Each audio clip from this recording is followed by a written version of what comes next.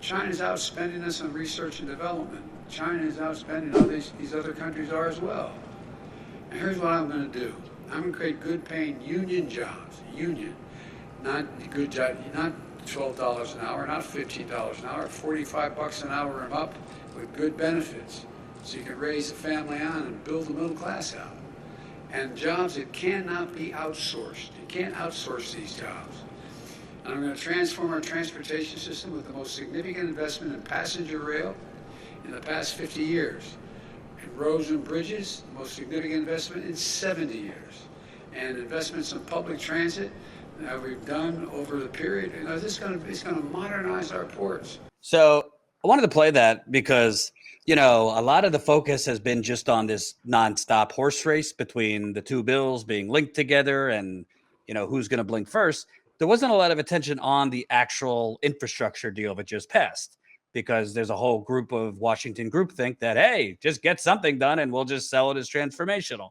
Now, there's some good things in it, but I mean, even as recently as 2-3 years ago, studies said for the real rot of our infrastructure system, we need, like, at minimum, you're talking trillions of dollars for infrastructure. This is only $500 billion in new money. I mean, the top line is 1.2, but a lot of that is already money that's been put out there. And I mean, a lot of this, and this is not a sexy word or phrase, a lot of this is asset recycling, which, to just dumb it down for people, means to pay for it, the whole Washington pay for it thing, they're going to sell public water systems, sewer systems, infrastructure to private corporations and take the revenue to build new infrastructure. So I wanted your thoughts because it's being sold as transformational and this is going to be great and all these union jobs, this and that. But to me, I think if you look underneath the hood, this might be just putting our privatization push on steroids. Well, look, at one level, it's similar to the Obama stimulus plan, in that you're right. It's some of the things in there are not objectionable; they're actually good. It's just not enough. And selling something that is not enough as transformational runs the political risk of you selling something as the greatest thing ever, and then voters saying, this might be fine, but you haven't really transformed society in the way your rhetoric suggests that you have. Now, I certainly think the asset recycling and privatization potential for this bill is a real concern. I mean, we live in a world now where the presumption is that government can't do anything on its own. It can't build anything on its own. It can't produce anything on its own. It always has to simply try to subsidize private corporations, sort of bribe them into doing what needs to be done in the public sphere. I think it's a failed model. I think that is what I've just described is basically the neoliberal idea. I mean, the classic neoliberal idea. The government can't really do things directly. The best it can do is essentially bribe private actors with lots of money to do things inefficiently, to do things in a way that where the private interests get a cut of the profits, things that the government can do a lot more efficiently if it was serious about governing. So I think that's a very real concern. We've seen it, asset recycling, privatization, very intensely at the state level in various states. So but I should also add, getting into the nitty gritty, there was certainly a big push to have more privatization, more explicit privatization in the infrastructure bill. And as far as I can tell, some of that was rejected. I mean, it was batted around and debated, and it was ultimately the stuff that Wall Street really wanted was kept out of the bill. But I agree with you. There's still language in there that tries to infuse privatization into the infrastructure policy of this country. Speaking of Biden, I wanted to ask you also, because I'm sure on Bernie's campaign, the second time, you were just flooded with the propaganda. No, Biden's the guy who could get things done. Right. He's the pragmatic choice. He'll be able to get some Republicans along, which, in fairness, he did get some Republicans along for this infrastructure deal. But he's the one who's going to really be able to actually make things happen in Washington, blah, blah, blah. But I don't know, unless I'm blind, he's basically been in fetal position against these two political terrorists, my words, not yours, Sinema and Manchin. And instead of using the bully pulpit of the presidency, instead of actually trying to pressure them, he's just said he's basically operated on their terms this whole time.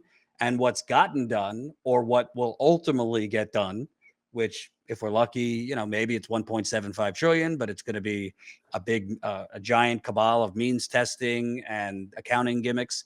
I don't even know if that's going to be enough to really be significant change for people that they would keep Biden in office or keep the Democrats in power. So I just wanted to ask you, as somebody who was on the receiving end of like, no, Bernie won't be able to get anything done. He's a radical socialist. It just seems like, all right, well, you got the guy who's the pragmatic, quote unquote, centrist, and the things getting done are basically stripping things down to a bone and selling it as life-changing.